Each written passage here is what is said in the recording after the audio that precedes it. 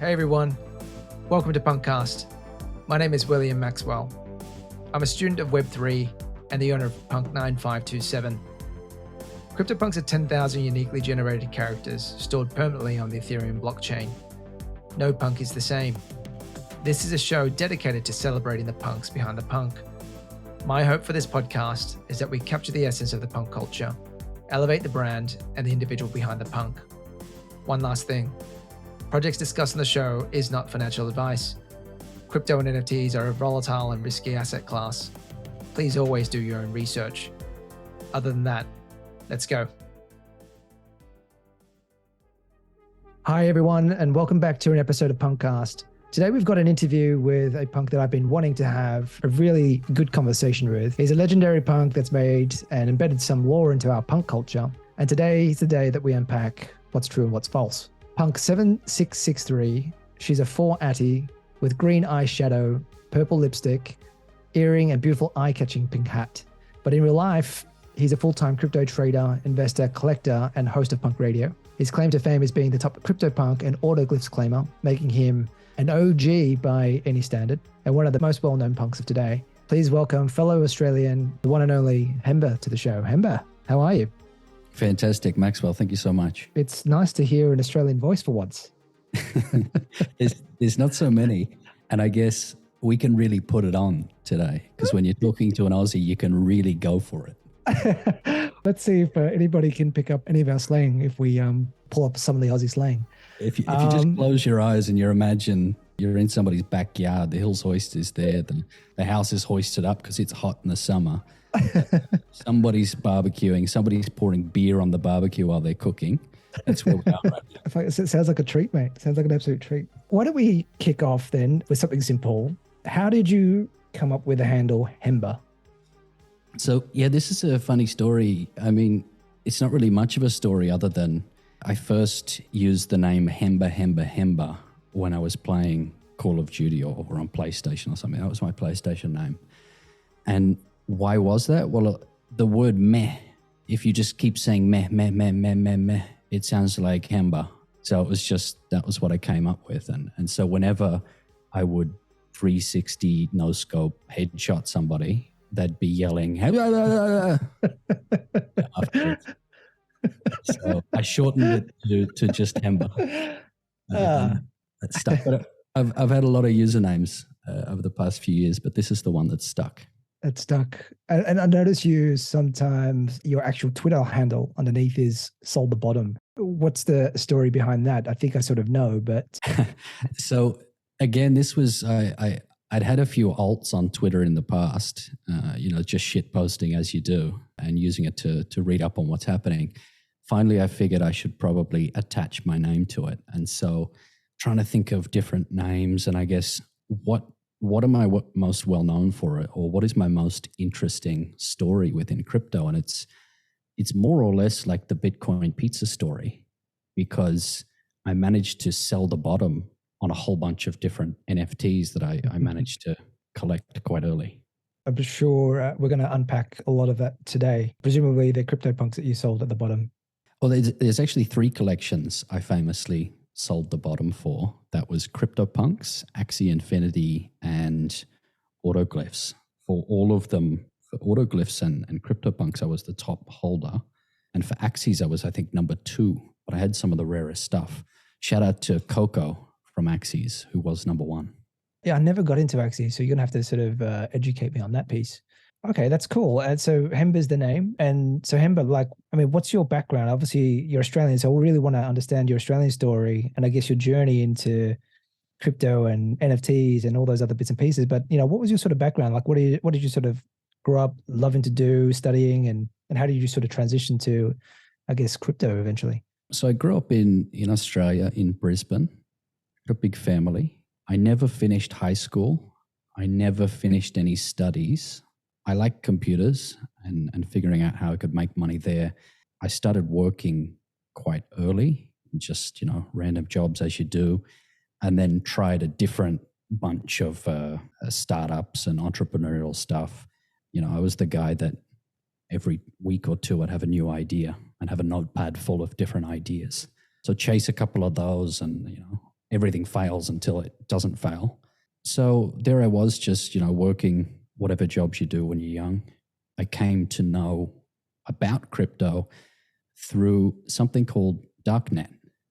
And so, of course, I came to be exposed to crypto quite early while just sort of, exploring the internet. But I didn't think much of it, didn't sort of read into it further, other than I've got something in my, like saved drafts in an email where I've emailed myself a list of websites to look into, and they were all like, get Apple iPhone with Bitcoin. And I was like, look into this. And that was pretty early. I didn't quite look into it until a few years later. So I came to understand crypto through darknet, and then came to see that, it was pretty useful for doing a lot of stuff. And there was this under-addressed market for OTC, so over-the-counter trading, basically private deals, buying and selling. So my first ventures into crypto, well, my first venture in crypto was running an OTC business.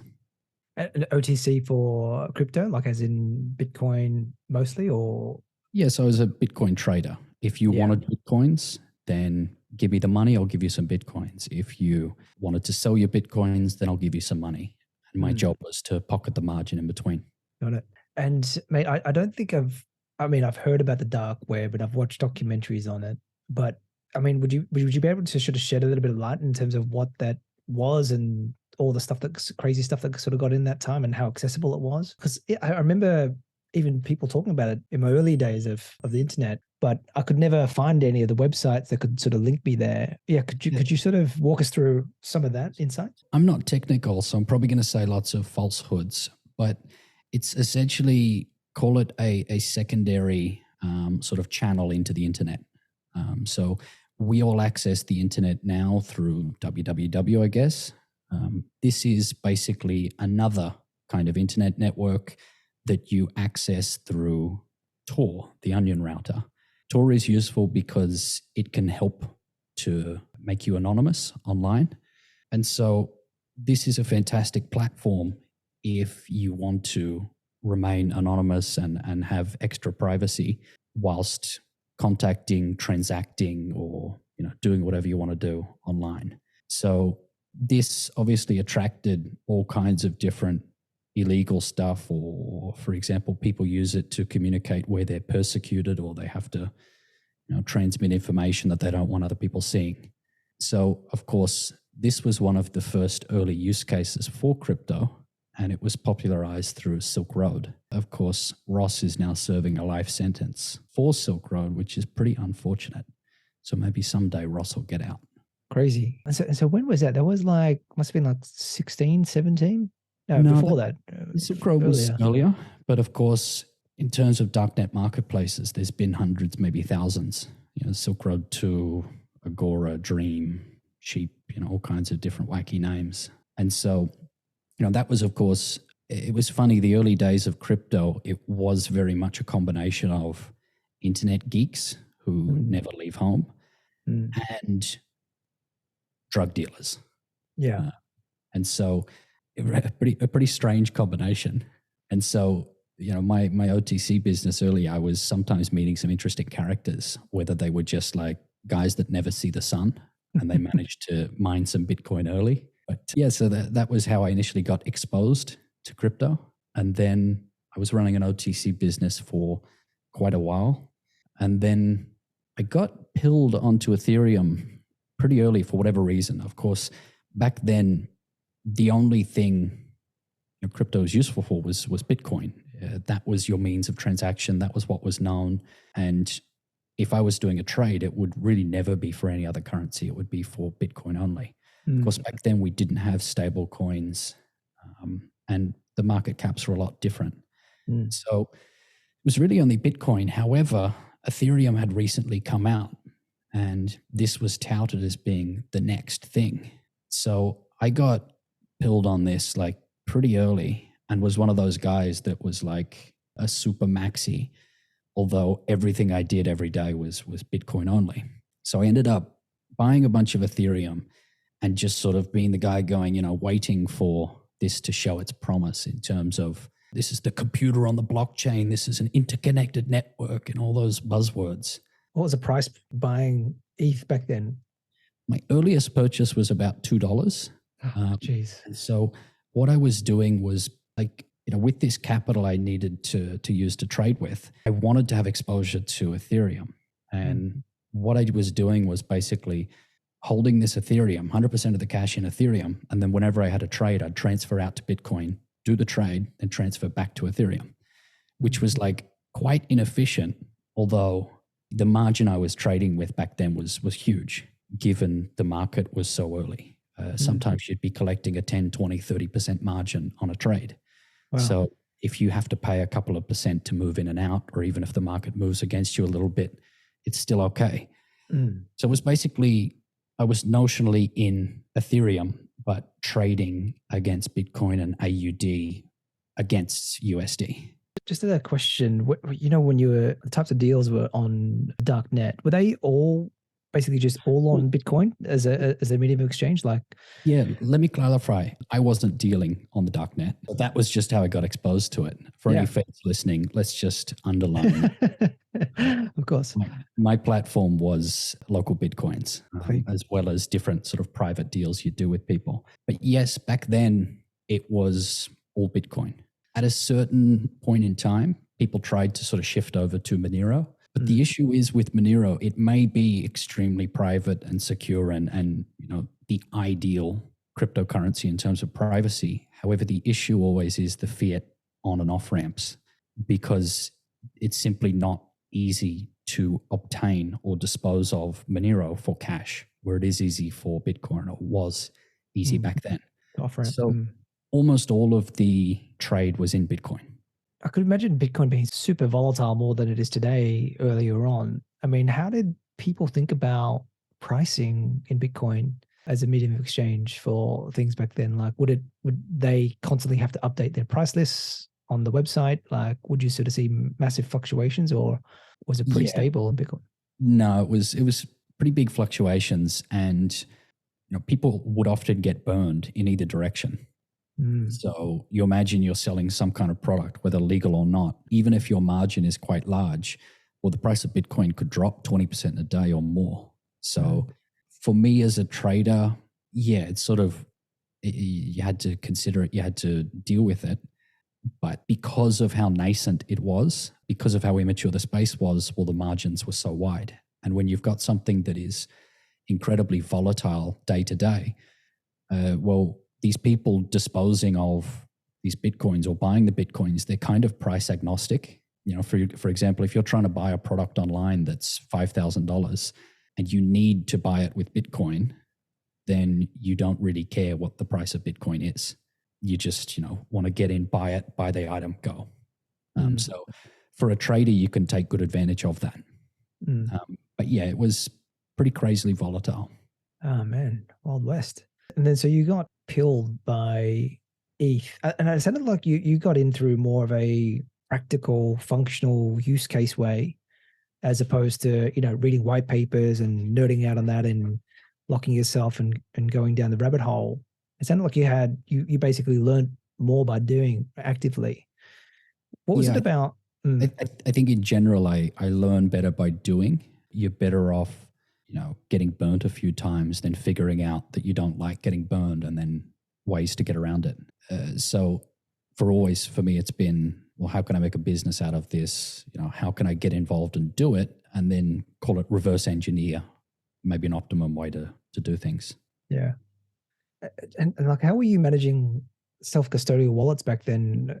Presumably there wasn't like a ledger you could use back then. Would you just download stuff to your computer and nodes and stuff like that? Like, what was that whole setup like? I mean, in general, I just used remote nodes wherever I could. Like, some people might have downloaded the entire blockchain and hosted themselves. The thing with ledgers and hardware wallets and all that stuff, most of the people that have been in crypto for quite a long time never used them and never needed to use them because from very early on, you were apprehensive about other people, and it was anonymous. And so it very much had that idea of, well, I don't trust you. I'm not believing you. we've moved to a time where, okay, the feelings on top are different, but also you're doing a lot more clicking and interacting with things. People are more and more desperate to get ahead. There's more and more opportunities for things to boom or bust. Therefore, in people's eagerness, they go and make mistakes. For the longest time, in fact, until 2022, I never used a hardware wallet at all. And I only actually moved to a different system and the systems I have now because of a few reasons. But one of them was a guy just pleading with me, begging with me. And I thought to myself, if I don't do it and I get burned, then I'm going to sort of refer back to this moment and regret not doing it.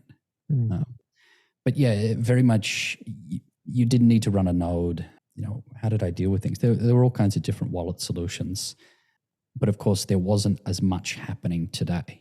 And there'd be a lot of people that maybe have never sent a Bitcoin transaction in their life that are in crypto every day. So, there was a lot of different stuff back then. And being that early as well, man, and being based out of Australia, how did you off ramp? Where could you off ramp back then? Well, I was the off ramp. As a trader, my job is to essentially be a matchmaker. So if I've got buy side and I've got sell side, well, I just need to be in communication with both and plan it out. And so by doing this well, you can actually almost leverage yourself up without risk. So maybe your pool of capital is $500,000, but you're looking to fill a trade where this person's got $1 million, this person's got $1 million.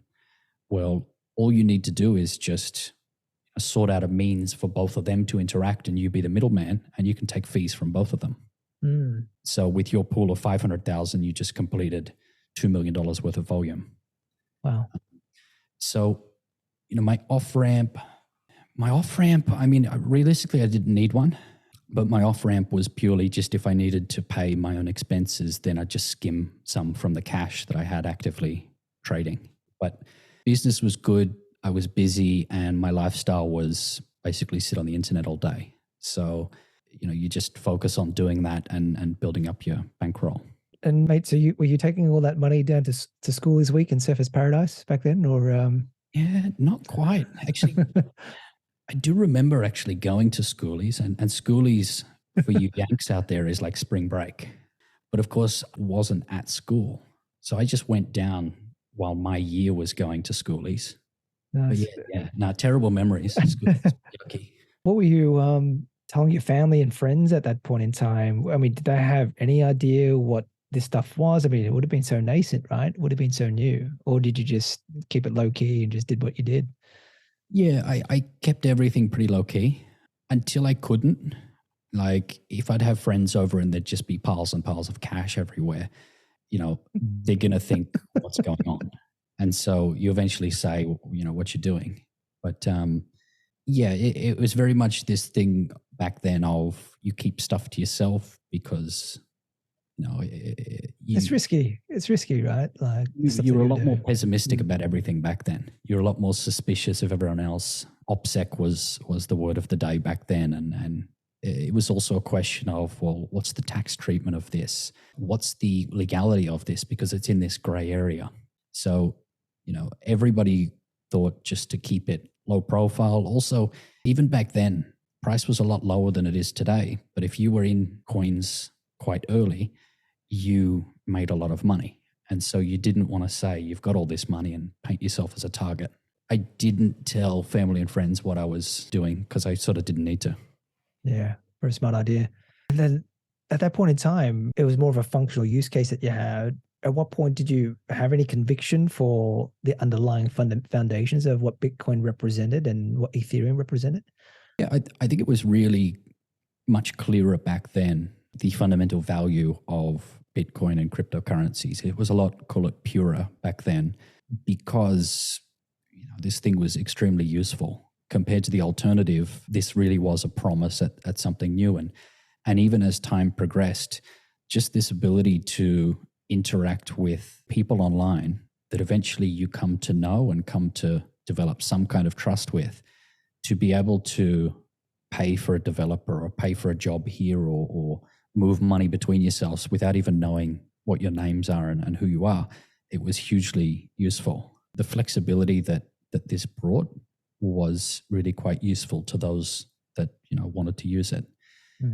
Oh man, what a super fascinating background and story. But especially you being Australian as well, it hits a little bit harder for me because at that point in time in those years, I was pretty oblivious to crypto as well, and so I mean, like where you grew up and where you were experimenting with, was crypto a thing back then, or was it just were you mostly doing this on your own? Was there much of a community around, or was it just purely online? Like, what was that like, especially in Australia, right? So there were actually a number of different meetup groups. I never went to them, but there were still these different groups with devs and such. And what was quite interesting with my job was I would accept OTC deals to anyone in the entire country. So as long as the trade size was high enough and my commission was high enough, I'd fly anywhere in the country to do a deal with you. And so I ended up going to all kinds of different, nice lunches and dinners with random people I'd never met before. I didn't know who they were. They didn't know me. And you'd never ask what their name was or what their family is, or you never ask anything personal. You just have these kind of romantic conversations just as two strangers. It's crazy. Finish your deal, done, fly back. And it's always funny going through airport security with massive stacks of cash, one way or the other. I can imagine. So were they like sort of sit down lunches or drinks, or were they just like handshakes and just, right, here's the deal? Like what was... Yeah, so to make sure both of you are safe in the transaction, you'd want to do it somewhere public and also somewhere where it wouldn't look too weird. So, whether you'd go to a casino and do the trade, it wouldn't be so weird to see a bunch of cash in a casino. Whether you'd go to a nice restaurant somewhere, make a meal out of it. You'd just try and schedule somewhere busy so that both of you were safe in the transaction. But it actually never ran into problems. The only time I had an issue was actually I was trading in Japan, scammed once. What happened? Well, this was, I'd met the guy once prior, a week before, to do a trade. And, I was getting a bit lazy because I was busy thinking about the trades I was doing in Australia at the time on the computer. I had the laptop to the side of me. And so I just arrived at this location, which was this university or something in the center of Tokyo. Did the trade with him, and it was sort of, he did the switcheroo, and I'll just go to the bathroom and this and that. And that was, I think, $10,000. And I was more annoyed at myself because it was sort of, you break the system. But financially, we were doing quite well at that point. So, the trades I was settling online were worth, a few times more than that one.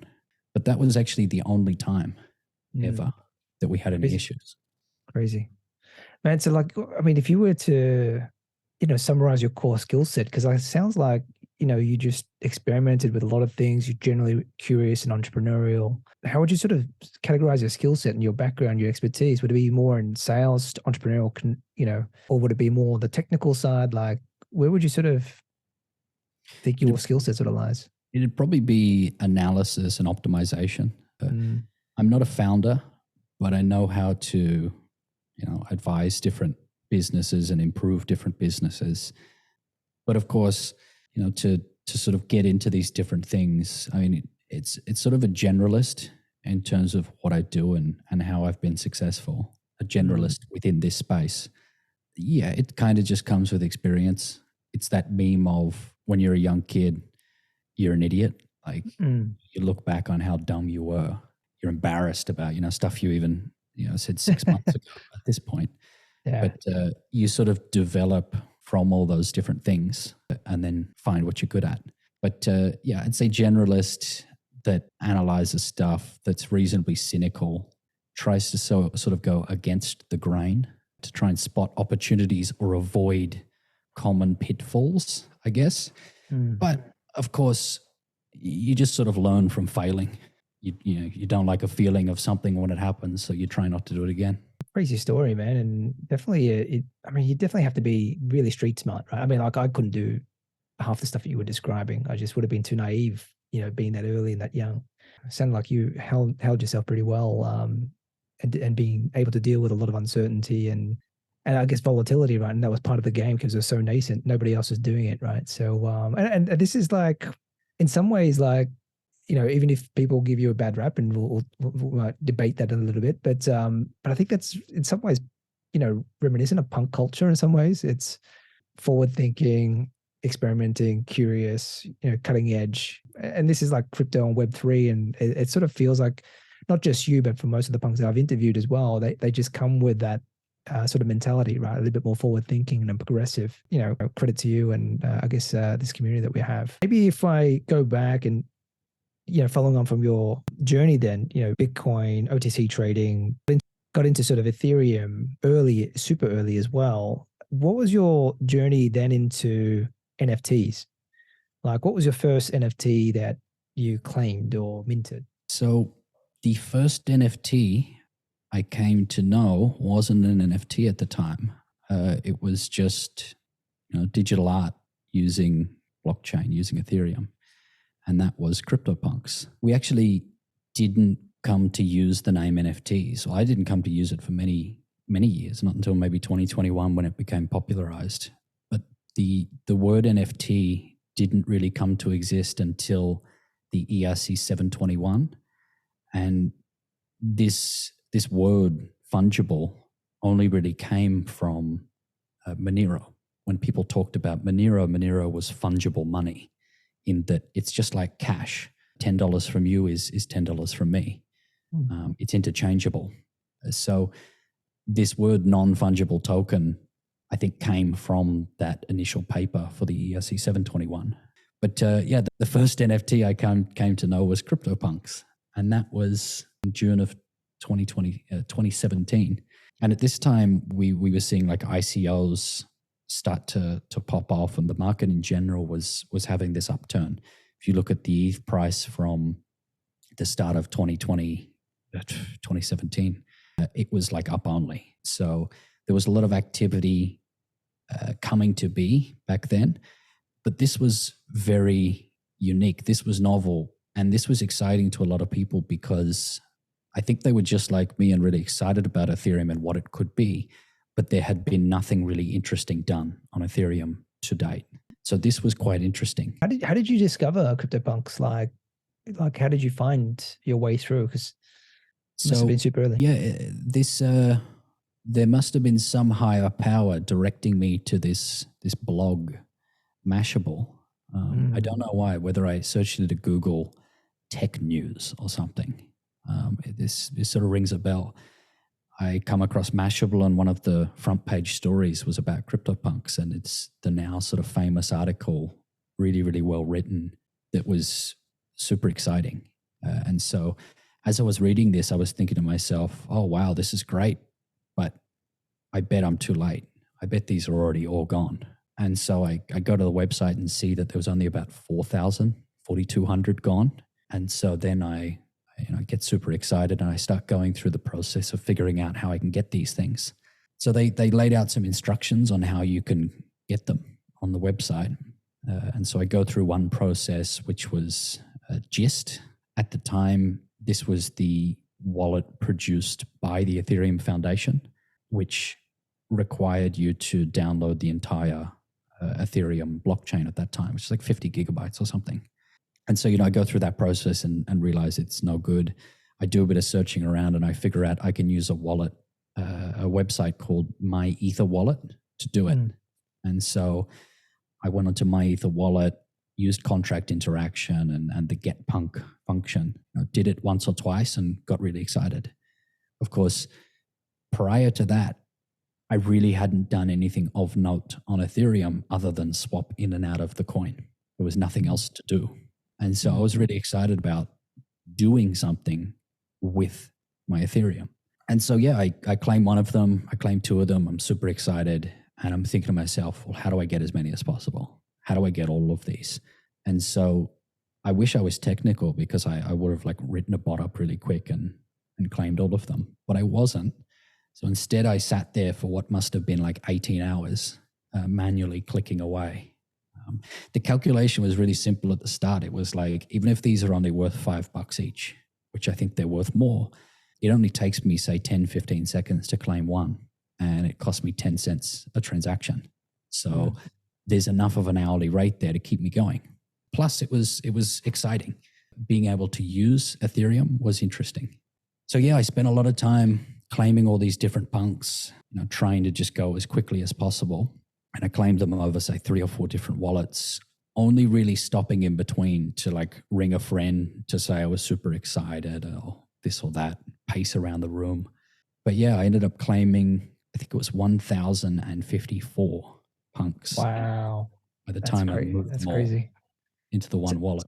So man, it took you only 10 to 15 seconds to claim, because I think when I spoke to Tony Herrera and he was claiming, he said, look, it took him about a couple minutes for everyone to sort of claim. And that's why it was like, I felt like a laborious sort of process to constantly sort of claim, wait for the transaction to go through, and then he would have to repeat the process. But for your experience is actually pretty quick. We're using Ethereum at that point in time. The funny thing is with Tony, he was waiting for each transaction to finish.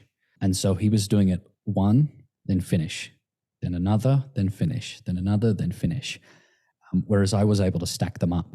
And Tony didn't realize he could stack them. If Tony knew, or if by chance he just sort of started mashing the button, he might have claimed more than 100. He might have claimed 500 or something. Yeah. So it was just that I'd really optimized this process and figured out how I could just get as many as possible. And of course, by the time I got there, almost all of the obviously rare ones were gone. And I sort of, ran the quick numbers in my head of there's no point me going in manually and looking at the ones I want to get when I could just try and get all of them. Because of course it was becoming a race. I wasn't the only one that saw that article. And so between that article and all of the punks being claimed, which is about 6,000 of them, was like a day. Whereas it took a week for 4,000 of them to be claimed.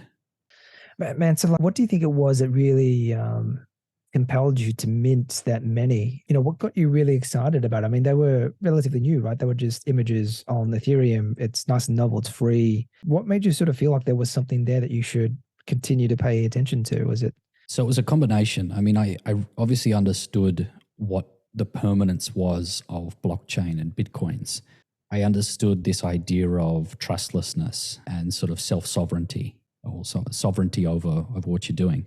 And so this concept of, it was almost the perfect product market fit, because if you want to have bona fide ownership of something, then you use this public ledger where everyone can see you have this ownership of it. So that sort of fundamental idea, which we now know to be NFTs and the primary use case, or the primary benefit of them, as well as the execution of it.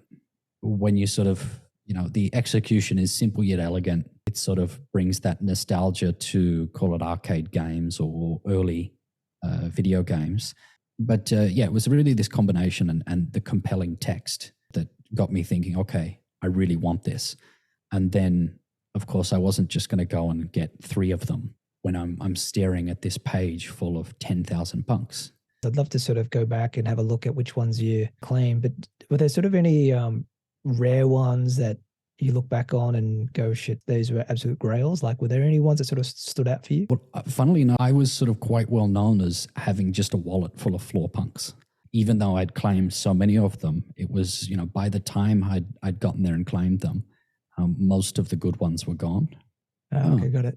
Nice. There's an Arbitrum token. They just announced it. Oh, cool. Nice. Check your wallets, everyone. Yeah, I've been farming for those. I've been waiting for those. It's about time. Hopefully, it's a nice stimmy check.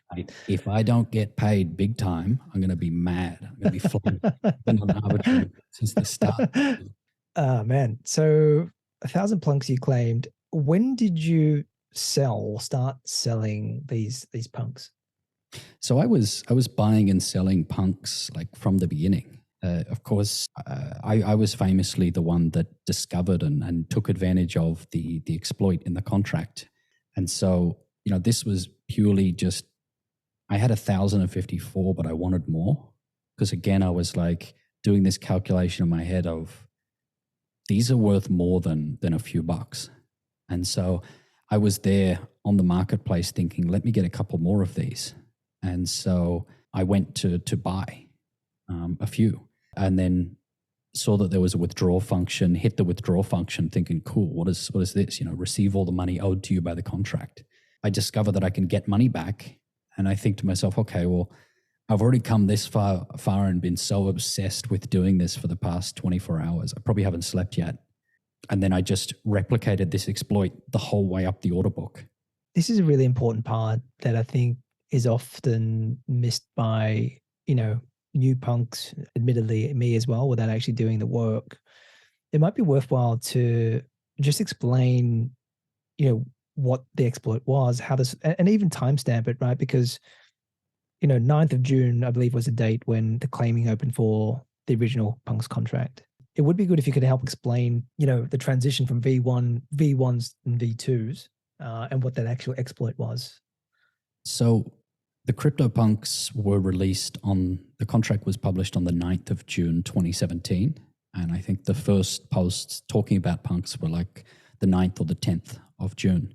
It wasn't until I think the 18th of June that all of the punks were claimed, all 10,000 of them, minus 1,000 that the developers set aside for themselves. Trading was obviously possible this entire time, but no trading actually began until all of the punks were claimed.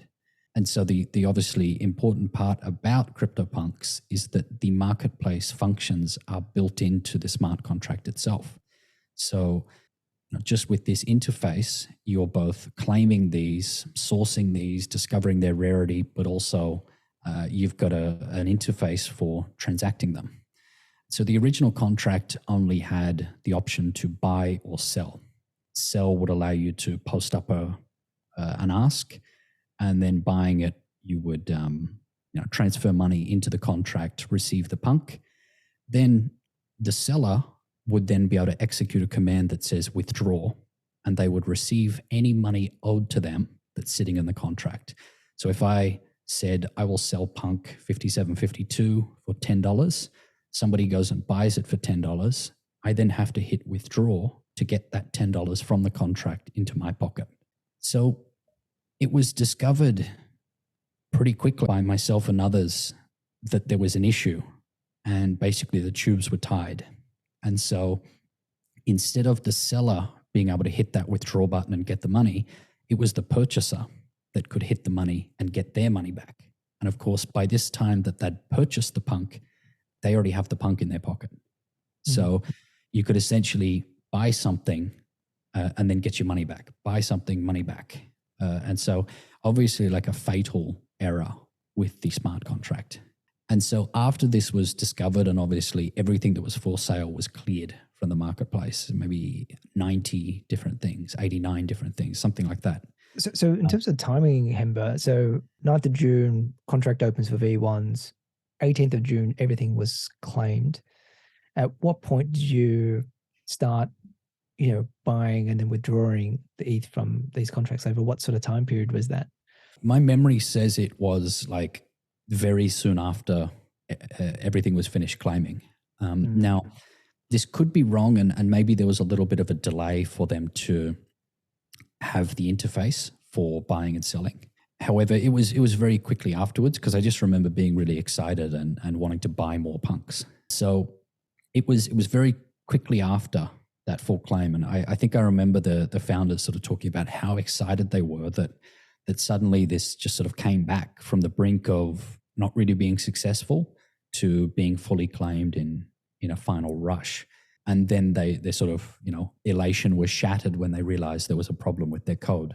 So what happened was, as soon as they discovered that there was this issue, they put out the famous Twitter post that says, do not list your punks for sale. There's a problem with the code. And so for the next few days, there's silence and not really much happening. The founders are trying to figure out what solutions they use, and different people in the community. And of course, back then, a lot of the claimants were developers and into this stuff. So they were giving different advice and do this, do that. But the developers ended up on, I think, the 23rd, publishing a new contract that is what we know of as Cryptopunks today, and essentially airdropping whatever was claimed to the original addresses. So in doing so, reverting all of the transactions that happened, 90 or so transactions, including what were legitimate transactions. For example, I think they sold a zombie within like hours of finishing for $30 or something. And so that was reversed. And then with this new contract, that sale was honored and sort of everything continued on as normal. How did you find out about the exploit? Were you in forums, or did you just, experimenting with the contract? Like, how did you sort of figure this out? This was, it was really by chance. I mean, a transaction cost you 10 cents and you had this menu of transactions you could use. Of course, I was using all the get punk function as well as the transfer function. And, I was looking through the others and you sort of see what it's meant to do. And I'm buying different punks. And so by this point, I'd already done over 1,000 transactions. And, you see something that says withdraw. And I thought to myself, okay, I've bought these punks. I see withdraw and I'm like, oh, well, what does this do? Hit withdraw, check Etherscan because I've got mysterious money in my wallet, and then see that, something's wrong. So I go and test it again, see, okay, get the money back. And so, okay, cool. Kept doing this back and forth until finally you go all the way up the order book because people had, that it was so early that there was only about 80 different punks listed for sale. Just over 10,000. How much were these punks going for at the time? I think the lowest was like a couple of bucks, like $5 or something. And so it went. It's like a couple of ETH or something back then. ETH was like $300 each, $350. Ah, okay. And so it went all the way up to 250 ETH, I think, about $72,000. And so, of course, I went all the way up the order book until I got to the last few, like 50 ETH, 100 ETH. And then this last one at like 250 ETH is just staring me in the face. It's like it's taunting me. And so I muster up all of my courage, send $72,000, not knowing if the other party could hit withdraw before me, have the withdraw transaction and then miraculously get the punk and everything's cleared. Yeah, it was quite early on because there wasn't much listed and the prices were low. So, man, you claimed 1,000 punks right from the get-go, and on the secondary, how many transactions do you think you fulfilled like this? And do you have like an idea? Well, I wanted to go and buy more. Of course, I figured out I could buy more without paying for them, and so I think of about 90 transactions that happened in the immediate sort of aftermath. I was like 62 of them or something. So there's about 30 others that other people had figured this out. But yeah, I basically tried to clear the book with transactions.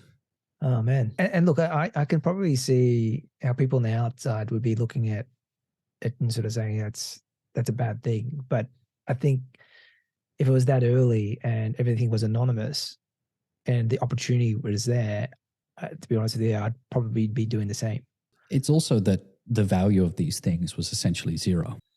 Had this been a situation where the value of these things was thousands of dollars each, well, it'd be a different conversation. But if this was in the immediately after everything being claimed and everything being claimed for free, and these things transacting for $5 or $10, it really is the case of somebody would have done it, or many people would have done it, and many people did do it. So it's one of those things where I don't think the intent was malicious. Yeah, I mean, it's one of those things. I think you spoke about that tweet where Lava Labs came out. Matt and John were probably stressed out, sort of saying, don't list your punks. During that sort of phase, were you engaging in conversation with, I guess, the Discord or the community and with Matt and John? Like, what was that sort of vibe like? Or was it just, non-existent? Yes, so I don't think I was talking. I think in the days afterwards, I ended up saying to people, oh, that was me, by the way. And people just sort of laughed about, oh, yeah, cool. That's pretty funny. Because, I mean, of course, it was like no harm, no foul. But, there was actually, I'm almost certain there was a Discord back then, and I think it's been scrubbed now. because the sort of history of the Discord only starts from whatever date it is. But I'm almost certain there was a conversation happening, and you could sort of see people go, "Oh, what's happening with this?" Or somebody just bought my thing for $20,000, but I didn't get the money. What's going on? Mm. Yeah, there was conversation there, but of course there also wasn't many people. There wasn't many punk claimants. There was only about 130 people who claimed punks overall. Yeah. So it's nice to have this conversation clear the air, right? I think there was, conversations out there, whispers, and Hemba's a bad guy. He stole 1,000 punks, and I think when we're having this conversation, it's a little bit further from that. I think it was only about 60 odd transactions or so after you claimed it. You claimed 1,000. I worked for my 1,000 punks. Yeah, you grinded, got your 1,000 punks, and then it was actually probably more closer to like 40 or between 40 and 60 that you use the withdrawal function for. Yep. And then when you talk about, I mean, there's a lot to be said about discrediting V1 punks, right? And I think I had Sean Bonner on a previous episode of PunkCast, and to be honest with you, I'm pretty dismissive of V1 punks, and it was probably because, one, how the V1 punk community engages with everybody else is very combative, right? I think they're fighting for legitimacy, and look, I get it to an extent, but there's different ways of doing it, and so I think you naturally just rub people up the wrong way, and I was automatically discrediting or not wanting to go in deeper and really trying to understand, I guess, what V1 punks were. And then I think you had the narrative of Matt and John coming out, also Yuga, Noah, not really sort of looking towards sort of V1 punks or giving any sort of attention towards V1 punks. But it was Sean that really educated me a little bit, and just basically just objective and factual, and not trying to, pump anyone's bags or anything like that, right? It's just, these are the facts, and, you can go off and make your decisions. And I for me personally, I sort of feel that this is a really important part of our history, lineage, and punk culture. And it's really great for continued discourse, right? And I think ultimately at the end of the day, it's going to be good attention that accrues value back to punks eventually. But I think it's really important that we get the right story out there. And I think the conversation that we're having today really, really helps with that. But I mean, like for you, then I think if people were to discredit V1 punks, like how do you start looking at this? Well, yeah. So I mean, it's always a good story when you tell people about what happened. So of course we have this issue with the exploit and the vulnerability in the code, and this critical issue. And so a few days later, Lava Labs just sort of comes out with the solution, which is to create a new contract. And this contract had different modifications because it wasn't people claiming punks, it was them assigning punks. We'd now call an airdrop. And it also added, a critical feature of a marketplace, which is bid. So to be able to bid on somebody's punk and somebody to accept that bid, that feature wasn't present in the version 1. So they created this new contract, but both of the contracts still reference the same art, because of course with Cryptopunks, because you're talking about something that is quite early and doesn't consign with the ERC 721 standard. It doesn't even consign with the ERC 20 standard. It's a modification of that. The actual punks themselves, well, they're not on chain. They're not assigned to the token. The token is actually empty other than just an identifier for a number. And that number refers to coordinates on the entire image of 10,000. But that image of 10,000 isn't on chain. It's hashed in the contract to an externally hosted website. People might consider that to be perhaps a negative thing. Oh, well, these tokens are nothing. But this actually goes to the fundamental part of what an NFT is, what a digital collectible is, in that it's provenance, in that it's representative ownership of something else. And even if within your punk token it contains nothing, well, it represents something else. And, it was the thing. It is considered to be the thing. People have referred to it variously as different things, certificate of ownership or whatever it is, but it just comes down to provenance. And so this story of V1 and V2, and version 1 was what the founders referred to it in terms of like a software, a version 1, a version 2. And this was sort of very much the approach. It was, well, let's fix those mistakes in the previous code it's so early on. Let's just release this version 2. Let's change the UI and we'll continue on like nothing ever happened. It did. It worked. It was so early that everything just continued on. Whatever transactions people wanted to honor, they honored. Everything sort of continued, without a hiccup. And so fast forward several years, various different people always knew that there was this other version of Cryptopunks. But of course, you don't have any interface. The interface of Cryptopunks, what we all know, is representative of the V2 contract. Whatever trades were happening were OTC, or perhaps people were creating different marketplaces eventually, and there was activity starting to heat up as this story proliferated. It wasn't really until 2022 when Frank went and created a wrapper, and this sort of community formed, and this is where the sort of V1 story came out. And so, when was that? When did Frank create that wrapper? When did V1 sort of make a resurgence? This was actually December. It was like Frank describes it as his like a holiday job, and so it didn't all just catalyze from that. There was stuff leading up. Various different people were quite savvy, and they were going around trying to do deals with people and buying these punks at, say, 0.3 ETH, 0.2 ETH, 0.5 in this 2021. I don't know what the years are, 2021 maybe. For the V1s, like sort of OTC type deals. Like, yeah, OTC in 2021. And this coincided with V2, its huge blow off and its massive run up in 2021. So people were looking for value, and there were a lot more eyes on CryptoPunks. And so this story started to come out. It also coincided with, call it this movement of, I hate the term, but NFT archaeology, where you had these people trying to dig up forgotten projects from early on in Ethereum or Peercoin, whatever chain they're on, to try and find value. And so, whispers started happening around V1s, and I started getting a whole bunch of people DMing me saying, hey, sell me this, do that, do that. And that eventually led to conversations that led to somebody telling Frank, hey, make a wrapper because I've got like 50 of these. And the current wrapper that we've got that was actually created in part by Fuba, now famously Fuba, who I think he called himself Seeker Curious back then. He made the original wrapper, and I think he called it Classic Punks, and there was something of a marketplace.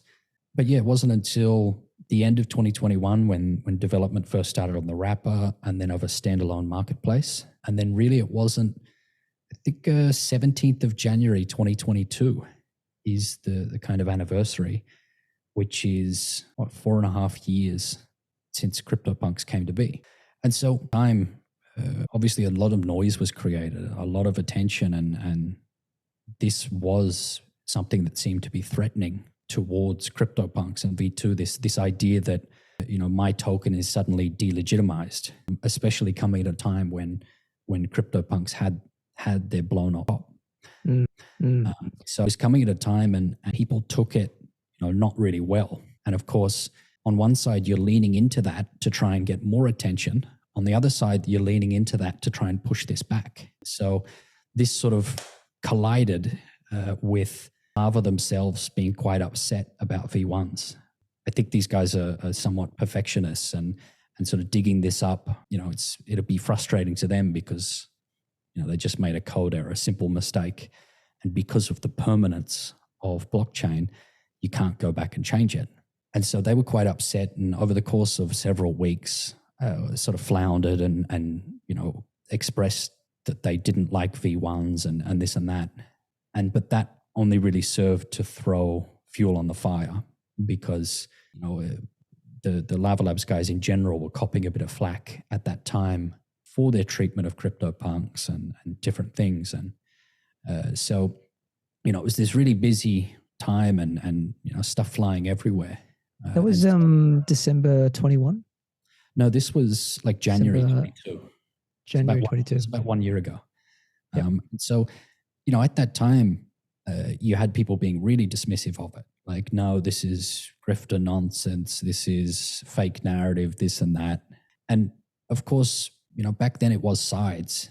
It was exaggerated on both sides. I think now it's come to be that people realize, well, it's not really a versus thing, because the reality is that both of these tokens exist, and the reality is that they'll exist into the future.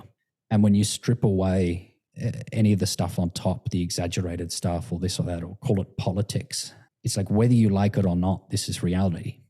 And the narrative around the two tokens, the two versions, well, it's a fundamental story of CryptoPunks. And if we view CryptoPunks as being essentially the earliest, best example of an NFT, if we view this as being, one of the pinnacle digital collectibles, we view CryptoPunks as being seminal in terms of this now multi-billion-dollar industry, then people are going to want to talk about these stories.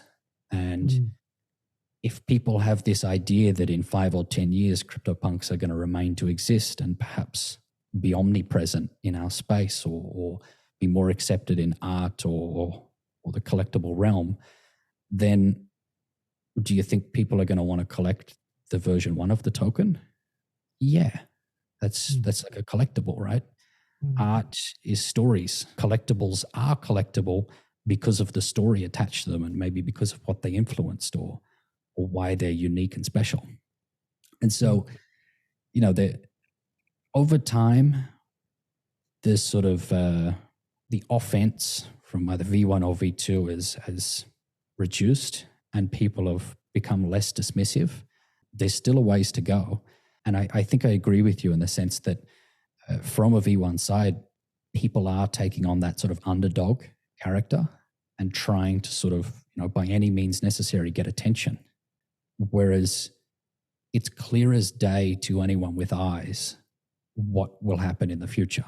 And this thesis of CryptoPunks, well, you could share that with both versions of the token. It's not going to go anywhere. So yeah, over time, you're seeing more and more people become open to the idea, and still many people don't actually know about a lot of things related to CryptoPunks. Are you saying that there is actually 2 V1 wrapper contracts out there? So one by Frank and one by Fuba? Correct. Yeah. So the Fuba wrapper was published perhaps in April of 2021, and that was seen to be the wrapper for at least 6 months or so, up until it was replaced.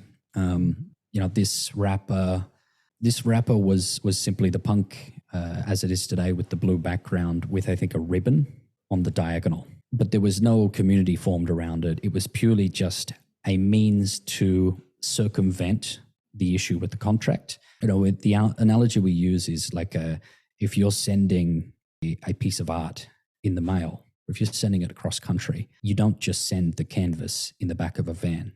You stick it inside of a protective case. And so it's the same idea here. If you want to transact this item, you put it in a protective case and then you transact it. Also, of course, the issue that we're experiencing now with CryptoPunks in general, you can't use CryptoPunks on modern marketplaces without a wrapper. And the existing UX we have to transact CryptoPunks, even though it is the original and the intended marketplace, but it doesn't work because we've found modern ways to essentially exploit vulnerabilities within it. And that's where you're having the sniping and this and that. So, it's only a matter of time until some kind of wrapper solution, some kind of proxy solution is proliferates within CryptoPunks in general. If not only just to get them on modern marketplaces, because as we know in 2021, even 2022, a lot of people don't know about CryptoPunks or how to trade them, or because they're not on OpenSea. They're not on these common marketplaces, therefore they don't have any exposure to them. Did you have anything to do with encouragement and the development of the V1 wrapper? I was messaged sometime in December by Blackstar, who was the creator of like NFT Relics Discord. And he said, by chance we got into contact, and he said, well, there's some kind of effort happening around V1s. And then I was referred to talk to, I think, Cyborg. And then it was, oh, join this Discord. You've got a bunch, so join the Discord because we're making a wrapper. And so from there, this Discord might have had like 50 people in it, maybe 100 people. And so just in general chat, we were figuring out how this would work. So, okay, what color's the background going to be? Let's do a Discord vote to figure it out. There were some wacky suggestions. Then, marketplace, how do we do this? How do we do that? And so this very much was something that started as just like a happy accident. I think the actual origin story is that Cyborg, who was an original claimant of Cryptopunks, he claimed about 50 of them. He was buying this random NFT project, and the developers of that NFT project were Frank, FCC View, and Simon. And so Cyborg got to know Frank and talked to him about these CryptoPunks he has, and said, hey, Frank, would you mind making a wrapper and let's form a community around this? Because at that point, he was starting to get messages and hear that OTC was heating up. So Frank thought, okay, cool, this will be like my summer project. And I think it turned into a bit more than that, because in addition to making the wrapper wasn't too hard. It's just like, it's essentially a copy-paste thing, because a wrapper is not really a novel piece of code. Of course, we've got a wrapper for CryptoPunks since 2018 that's a bit different in its code, but a wrapper has been wanted since then, 2019 maybe. But he created this wrapper quite easily, and then the harder part was creating a marketplace for it. This all just came sort of organically, and if somebody had a CryptoPunk, then come and join, let's figure it out. That's super fascinating. And so just to understand as well, so Fubar's wrapper, was that not used because it wasn't compatible with the marketplaces like OpenSea now? So was that just like almost like a sort of a quasi marketplace that we sort of see with the existing CryptoPunks website? It was used a bit. I think I might have had some wrapped on there at some point, but maybe there was 200 punks that were wrapped on there in total. So it was used because it was the only option at the time, but there was, no community formed around it, and not really anything was known about it. So it was on different marketplaces, and I think it was called Classic Punks. I guess what was the need for a new wrapper with Frank's wrapper? Was that more for liquidity on marketplaces like OpenSea, or was it really the community that was forming around it? I think it was, in general, not many people like the way that Classic Punks were displayed, visual of it, because it was the same like default blue background of CryptoPunks, but with this random like red ribbon in the diagonal. Plus, there was just no community formed around this. So I think the idea, like I don't exactly know, but no, that's cool. I think in general, it's still this idea of, well, if you're going to start to, if you're going to develop a solution for something that involves like a marketplace and this and that, well, you might as well be in control of the whole situation. And so, of course, now the contract itself, is just out there in the world. But I've got Frank coming on in the next couple of weeks, so it'd be good to. I'm just getting some good context, and I mean, I wasn't even aware Fubar. There was another Fubar sort of wrapper contract out there. Yeah. So which is sort of good. And this, again, it's just these little things that just add part of our history, which is super fascinating for me. Let me ask you another question too. I mean, when it comes to this concept of IP license, right? So technically, Yuga acquiring the IP rights from Lava Labs, and then Yuga issuing, I guess, the IP rights to individual V2 punk holders. Where does that leave V1 punks? Yeah, so I mean, they've explicitly said that it's assigned to a contract, so it leaves no doubt. Their intention is to give whatever IP rights exist to the holders of the V2. I think in general, it's a little bit of a meme overall. This idea of IP and NFTs and this and that and whatever value might exist there, because even at the time when people were quite upset that they couldn't do things, legally with their IP because Lava Labs didn't let them. Nothing was really being created anyway. There was one famous instance with G Money where he got snuffed by CCA and Lava when he tried to do something. What was that situation? Do you remember? G basically was coming up and becoming more well-known and becoming well-known around this punk that he'd bought at the start of 2021. I think at the time it was like the most expensive purchase, $100 and something thousand. But of course, this thing just went vertical that whole year. And so his fame and his renown went vertical with it. And so he became well-known for his punk. And I could be wrong, but he did this before 6529, another famous punk. So G was known as his punk. So at the time, it was announced that Lava had signed a deal with, I think it was CCA or UTA or something, one of these big talent agencies, like a... Yep, United Talent Agencies. Yep. Yeah, something like that. Yep, yep. I remember that. And so that signed the deal that basically says go through them for any commercialization. And so G actually was working on this potential deal with Adidas. Remember that G Money was the guy that did the deal with Adidas and BAYC for like their tracksuits or whatever. Yeah, I remember that. Into the metaverse. It was another token drop. Yep. He took, I think, 1/3 of the proceeds, which was something around $6-8 million or something from that deal. Now, he, I believe, wanted to do something with punks and Adidas. And again, I could be wrong because memory's no good. So if I'm a liar, tell me. But I do know that the crux of the story is true. Yeah, no. So you're right. I think he wanted to use his punk, and I think it was only commercialized up to the use of $100,000, and anything over that he would have to get express permission. Well, and so he tried to make the approach. I believe he didn't get a reply from Lava, so he went to the talent agency, and the agency said no, but also they went and tried to circumvent him and go to Adidas and do the deal directly without G. Wow. So he basically got fisted. And of course, Adidas was loyal to him. And so the deal didn't happen.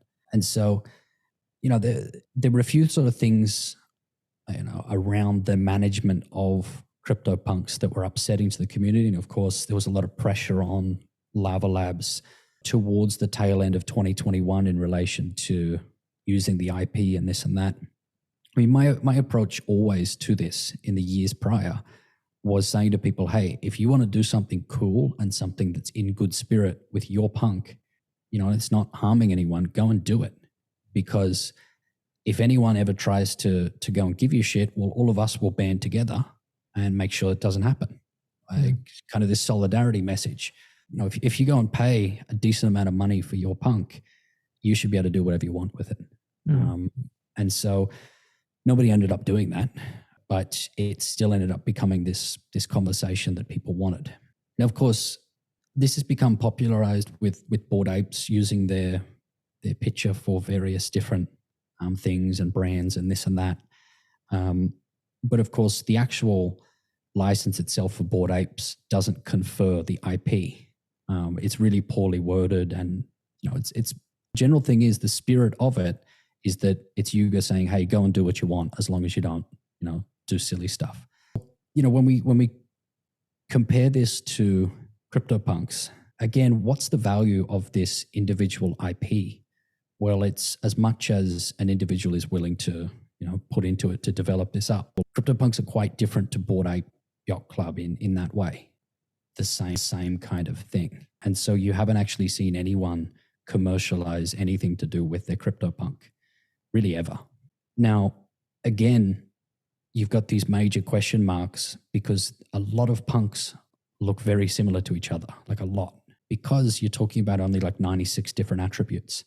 You're talking about a collection that probably wasn't really filtered, and there's so many different like funny mistakes and quirks in the different attributes mixing and hidden attributes and skin colors that you can have half a dozen punks that look exactly the same.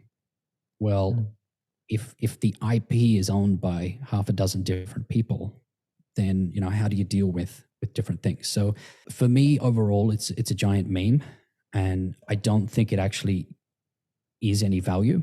I think in general, I mean, by default, it should be there. So this was the right thing for Yuga to do. It should have been there for the longest time. But whether it's worth anything, I think it is.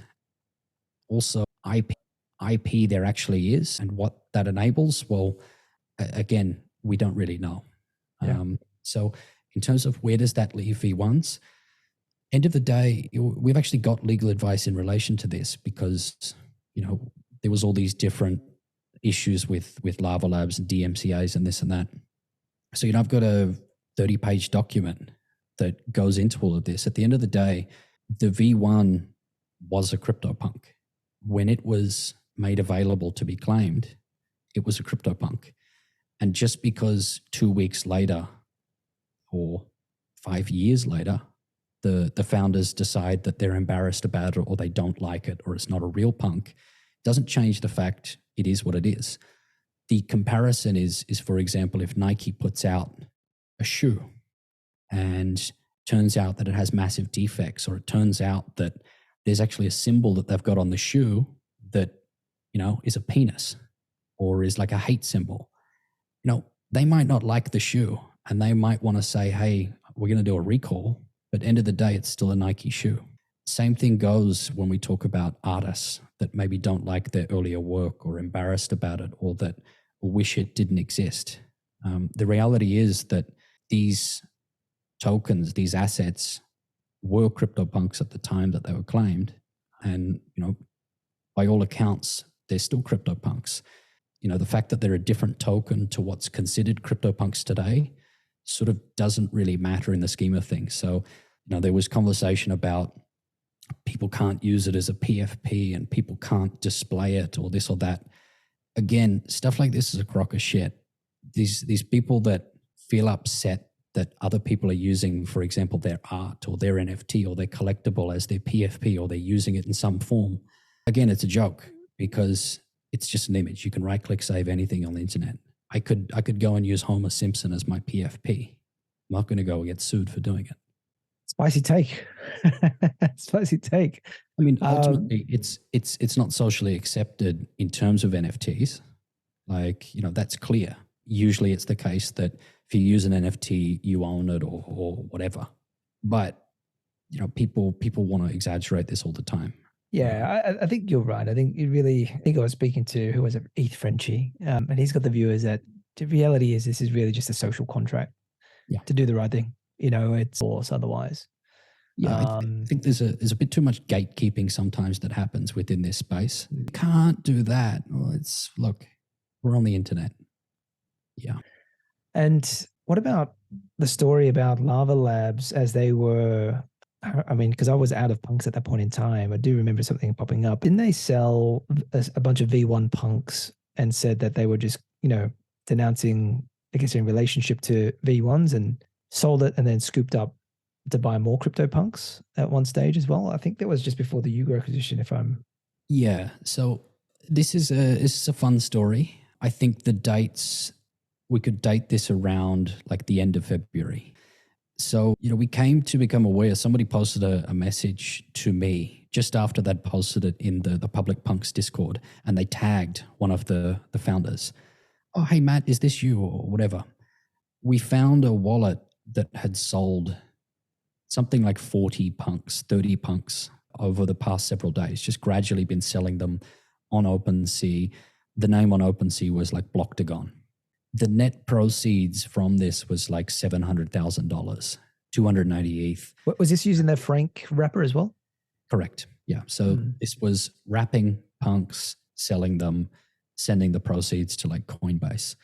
And so you can see that this wallet was receiving these punks from another wallet. Now, this other wallet wasn't the main deployer wallet. This was actually owned by one of the founders. I forget which one, is John or Matt. Maybe it was John's, Pence. I think it was John's wallet. But this was actually a wallet that he held, which I think had about 130 punks in it. And so what had happened is the developers back in 2017 that assigned the first 1,000 for themselves, rightfully so. The other wallet that actually gone and started claiming a few more, I think because they wanted to make sure they had the most. So they went and claimed a few more. I think it was about 130 more. And so they always had this wallet. Of course, also throughout time, they were buying and selling. And so they went and made a few fantastic buys along the way and were reasonably active with this wallet. Whether it was a private wallet or a combined wallet, we don't know. Anyway, they obviously had all these V1s. Prior to this, they'd made a few different posts and comments that they didn't like V1s, they weren't real punks, this and that. And so it was the case that during this time that they were selling, because they were selling for 3 days or immediately afterwards or some point around it, they posted a famous message on Twitter that was like, V1 punks are not real punks. We don't like them. And we've got 1,000 of them. So figure out what that means. Something like that. Basically inferring that they'll go and nuke the price. This was, I believe, after they'd been selling them or whatever. It was, either way, it was like seedy as hell. And so I got this message. I did all the research and I started to write up a document. And it just happened to be because this person posted up the message on the public chat and tagged them, they became aware of it and they were like, oh shit, we've been discovered. And so they put out a rushed message just in the body of the Discord chat, which was like, oh, hey guys, by the way, we've begun selling off these so-called V1 punks. The proceeds will be used to buy more real Cryptopunks. And then they went and bought, I think a Meebit or something, or a Cryptopunk or whatever. And so this story then got out there. And so they tagged in the chat like, oh, another Meebits purchase after the V1 sales or whatever. But the story got out there and people obviously weren't happy about it because it was dirty as fuck. Like, no two ways about it. And legally what they did was actually fraud because it was dumping on people. But anyway, people weren't happy about it and they copped a lot of flack. And so the guys came out and said, basically, we're sorry, we didn't mean to do it, And then the confusing part was they said that they're going to donate the proceeds to the rainforest. So they earned about 280 ETH from it. And they said, yeah, so that we don't benefit, we're going to send the money to the rainforest because it's a good cause. And so, yeah, they also, threatened V1s and said they're going to take legal action. So people were super confused by this and it was like another L that they were taking. So, yeah, then in the next couple of days, they ended up sending a DMCA notice to OpenSea. And obviously, as part of this process, it's normal for OpenSea to comply and they delist V1s. But yeah, this was like a insane 3 weeks or so leading up to this. Then, of course, after this was delisted, we go and, engage the lawyer and do the back and forth and send the response. During this time of waiting for the resolution, and it's like a 2 week, 3 week period, you gotta wait for until you're relisted. The only way to not get relisted is for Lava Labs to like take us to federal court. And of course, it wasn't likely to happen. Frank he's from Belgium and I'm over there in Dubai, and also who are you suing? Why are you suing? And it sort of opens up this can of worms that's just kind of dumb. So during this time, it was announced that there was this sale of CryptoPunks and Meebits to Yuga. And because of this, automatically, this DMCA gets defunct because the only person who could progress this DMCA was the person who made the DMCA. So V1s get relisted and the message from Yuga mods is like, no further action is going to be taken. It's basically, we're ignoring V1s. And then everything continued on as it is today. What a crazy story. We couldn't make any of this up, right?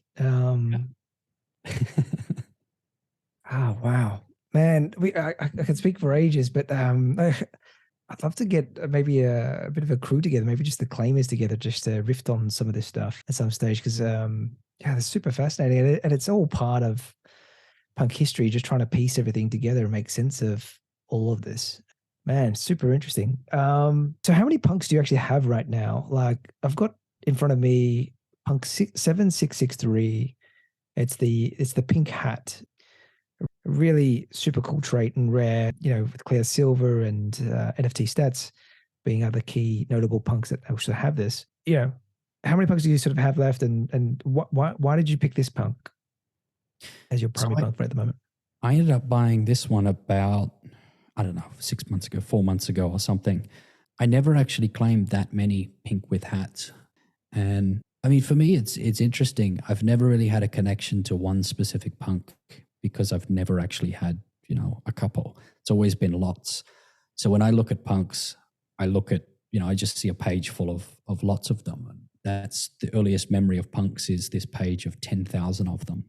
Sometimes you go back to looking at one alone and you think it's amazing. Sometimes you look at it and you think, oh, this sucks. It's kind of like a tattoo in that way. But, I've looked at punks for so long.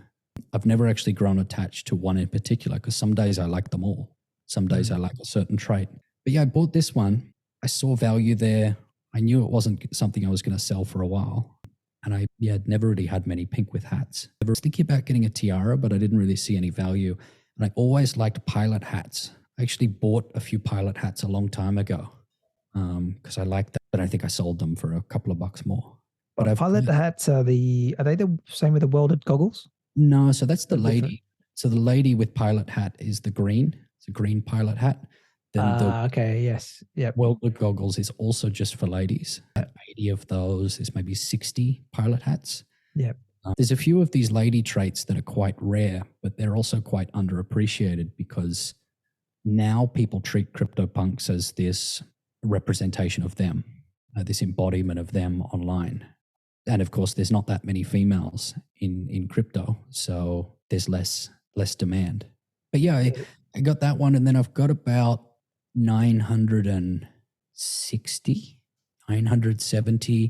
V1s, of which about 25 of those are still from the exploit, which I'm waiting to return to people. So if you feel you were exploited back in 2017, drop me a message. If you can, drop me proof, and get your V1 sent back to you safe and sound. Time to claim. It's time to go. I mean, keeping them redemption. And if money or ETH wasn't an issue for you, what would be your dream punk? Do you think? I know you feel like you don't have a real emotional connection to many of them, but if you had to pick one, I mean, what sort of traits and what sort of attributes would you be looking at as your dream punk? Yeah, it's a good question. I mean, I don't know. I've never owned a zombie. I've probably owned everything else, except an alien or a zombie, but I don't really like aliens. So maybe a zombie. I was very close to getting a deal done with Snowfro back in whenever it was, 2019, 2020. I was, trying to pressure him to make some kind of deal when he was close because he diamond handed these things for a long time, but we couldn't make the deal. So I've never had a zombie. I've actually been considering buying a zombie if the price gets attractive somewhere here. I know that, what's his name? Beanie, I think bought a zombie like 6-8 months ago. Beanie did? Yeah, I'm pretty sure Beanie Maxi bought one. Oh, wow. Okay. He's still in the game.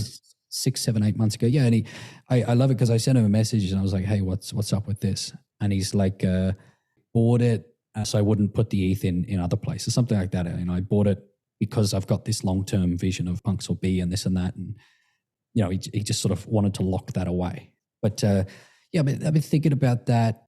But for me, the ideal punk, I mean, Sev Solve, he's got some absolute dreamers. I like some of these wild blondes. It's really got to be this combination of pretty interesting traits, but also the cleanliness. Not really a fan of the 7 trait. I do like a lot of the apes. A few of them are quite nice. But I don't know. Look, you sort of go through stages of liking something, not liking something. You go through stages of thinking, well, these are dumb. And then other times you're like, well, these are awesome and I want all of them. So I think what's interesting now is we're seeing this proliferation of different, interpretations of punks and different derivatives and this and that. I think I want to see more of that, and particularly like animated stuff and exciting designs. We're seeing more and more people combining, for example, terraforms and fidenzas and autoglyphs with punks. It's a smart response, mate. I think most people probably listening to this will try and front run you and try and steal the punk before you get there, mate. So maybe it's a zombie instead. Yeah, I don't know. There's going to be at some point a moment where punks get their time in the sun again. There'll be some kind of trigger, whether it's this year or next year, whether it must coincide with a lot of strength in the market. It's probably true. Whether it's waiting for all of this distribution to happen. There's going to be some kind of trigger in the next few years, and it'll be where I think we take our understanding of punks and you know what this is to a sort of different area, and maybe people come to appreciate it more than what it is now. There's very much a silent majority of people who own punks, rather than, I guess, what the common discourse is now. And mate, if you look across, I guess, the punk community, do you have like a favorite or a series of favorite punks that you like engaging with or pay attention to? In terms of people that are smart, they kind of all blend in. I mean, most of the people that have been around in this space for a while have got a punk. So, I don't know. I've got a bunch of different friends who might own punks, and obviously they're my favorite. Mate, and if you were to describe punk culture in a few words, like how would you describe that or sum that up? I think the owners of punks, it's come to a stage now where to own a punk is to represent a certain type of person you are within the space. Perhaps that you're established, or this is your sort of end game purchase, that you know what you're talking about, that maybe you've reached your milestone. You know, an inapt comparison is like it's buying your fancy watch to show that you've become something. But it's more than that, because it's kind of showing that you know, kind of like the if you know, you know. But all of these individual holders, they've found success in different areas. They're good at different things. Some of them are idiots. Some of them are just buying this punk to represent something, and you know, it's sort of washing out a lot of the real quality people. Very much, in general, people who own punks and maybe not are present in day-to-day conversations, they're busy with their own life because they know what they're doing. They're the sort of thought leaders. They're the ones that create the protocols, manage the protocols, or have the sort of visionary ideas. So that's why you've got just these holders that are, you know, perhaps absent from what we might call the pop punk conversation, because they got no time for that. They're busy with their own life, finding success and you know, doing what they do best. And so you really do have a fantastic mixture of people, all different colors and books they read, and you know, places they live in the world, and different skills. And so for me, this idea of what a punk is somebody that's sort of unafraid to go out and sort of take the reins and do what they're doing. You don't ask permission, you ask forgiveness. You try and break it, then fix it, then learn about it. I think being a punk is just sort of being forward. And the reason why I think punks are so representative of this space is because very much this space started with the ideals of punkism and the ideals of the early internet. It was, let's wrestle back some kind of control so that it's not centralized with, you know, so we've got this freedom to do different things. You know, that was the idea with the early internet. It was personal freedom and being able to express yourself and transact and this and that. Of course, that quickly developed into what we might now pejoratively call Web 2 and this idea of companies controlling everything and degradation of privacy and freedoms. And so we've got this idea of this Web 3 and crypto, and the ideals of crypto were, again, this radical freedom and self-reliance. So I think punk culture is represented within nascent tech, and the people early enough into crypto or with that sort of initial mindset do have this sort of punk idea. So punks being representative of that is quite fitting. Beautifully said. And how did you feel about, I guess, the Yuga acquisition and I guess its impact on punk culture? Yeah, this is it's a fun one because there's a lot of different angles here. there's a lot of early claimants and holders and perhaps well-established holders that were and are very upset about it. This feeling that Lava Labs had sold them out, this absent father who, you had these cherished memories of because of what they created and this and that, suddenly just sort of disowns you. A lot of people were and are upset, I think rightfully so, from the perspective of Lava Labs. Well, they obviously never fit in with what this space became. They always sort of took this approach of, we publish this, then it's done. And then it's out there and you figure out what it is. We're just the experimenters, the tinkerers. We're just going to overproduce something, get it out there. And, we don't subscribe to these utility memes, and they're not front-facing people. They're not there every day chatting to people. And so they dealt with their own situation of not being that type of person, combined with all of the pressure from the space, particularly as this space blew bigger than anyone could have ever dreamed. When they did this in 2017, had they have known how big it was going to be, probably wouldn't have gotten to where it was. Nobody expected what happened in, say, 2021. And so the ferocity of that and all of the attention and the criticism, it led to them, making different mistakes and this and that. Particularly Osiri and Yuga, as they were basically peaking in their power, peaking in their influence, just about to close this 400 million rate. Osiri goes, picks up the phone and rings them and saves the day. And then it comes to be that they're open to selling. And so it's an easy option for Yuga to say, yeah, we'll take that. The value of this IP, even if we overpay for it, it's still worth double in our hands because we're Yuga. Also, this money's essentially other people's money. So it was an obvious play for Yuga. And for Lava, it was really, I think they were quite disgruntled, perhaps disgusted with the space. And just, do I think personally of the raise, of the sale? To understand why Lava did it, it's probably better in Yuga's hands than in Lava's hands if Lava's going to, I guess, flounder and perhaps embarrass people or whatever was happening. However, a lot of people were really upset that they didn't just create a foundation, didn't create a DAO. In fact, that was perhaps in the plans because there was a bit of code that was released and it was credited with, there's a few words in the code that said Cryptopunks Foundation released by the Lava Labs guys. So people were hoping that this is what was going to happen. And it would seem a logical thing. You let the community sort of take over control of this. You've still got 400 punks. You're never going hungry. So, yeah, few people view that as a spit in the face. It was made worse because a lot of people, I think, incorrectly were comparing apes and punks. And so it was this feeling of you being sold to your competitor.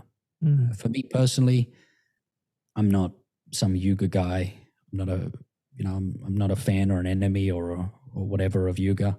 It's not really on brand for Yuga to own punks, and it's kind of, it's going to prove difficult how they commercialize it, what they do with it. It would have made a bit more sense for punks to have been sold to like LVMH or something like that as their foray into crypto.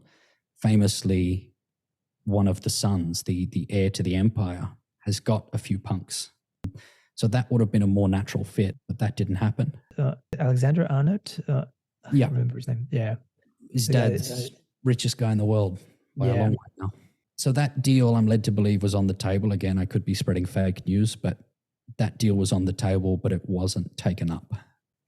Yeah, I mean, I think Yuga's going to obviously position punks, a digital art, a modern art, and that's the reason why they've hired Noah, because they want to express it as digital art and have those different connections to institutions. That's really the only thing they can do, because you don't want to overstep with it. You don't want to displease the community. You also know that you probably can't generate cash flow easily from punks. So their job is to really just sit this on their balance sheet and just wait, because we all know that this is probably just going to continue to go up in value, in the very least against USD. So you just be patient. You just try and foster this in terms of, expressing the story in a digital art sense. And you just appease the sort of eager holdership along the way. I think overall, the responsibility for punks should always be on the holdership themselves. And the impetus for this is the holdership to start expressing the story, start doing things. I don't agree with this idea of, going to Yuga for everything and getting permission from them, because I don't think anybody owns punks. It's this effervescent thing. It should be this effervescent thing that is this sort of expression of this space we're in and this culture. So I think it's up to the community themselves to go and create different initiatives and tell the story in a way that is true to this culture. And that'll take different forms. But I think that also would conform to this original spirit of Cryptopunks and this experiment, and you just release this art project into the world and see what the world does with it. There wouldn't be so folly as to really push a lot of things. Better to do less, do something rushed that maybe, comes off poorly or whatever.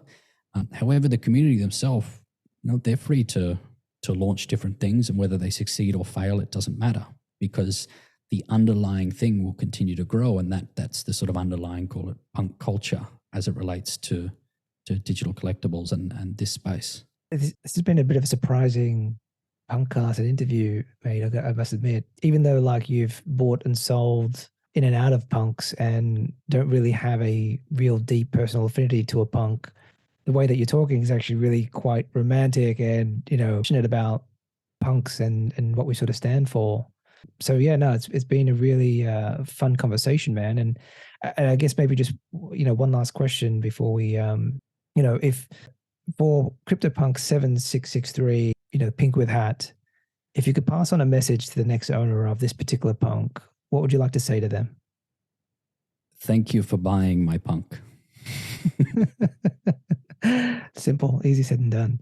Hemba, mate, this is again, really appreciate you spending the time and having a deep conversation about these key topics that I've always been super fascinated about. But yeah, I'd love to sort of meet with you in real life at some stage, or maybe a punks event. But again, thank you so much for coming on the show and educating me about punks and your journey, man. It's been super interesting.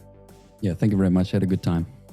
Yeah, and I guess any final closing comments from you, and how can people sort of find you if you want to be found? You can find me on Twitter, but I don't really DM because DMs aren't safe. Perfect. Awesome. Guys, that wraps it up. Another PunkCast for the week, and we'll be back next week with another punk. Bye for now.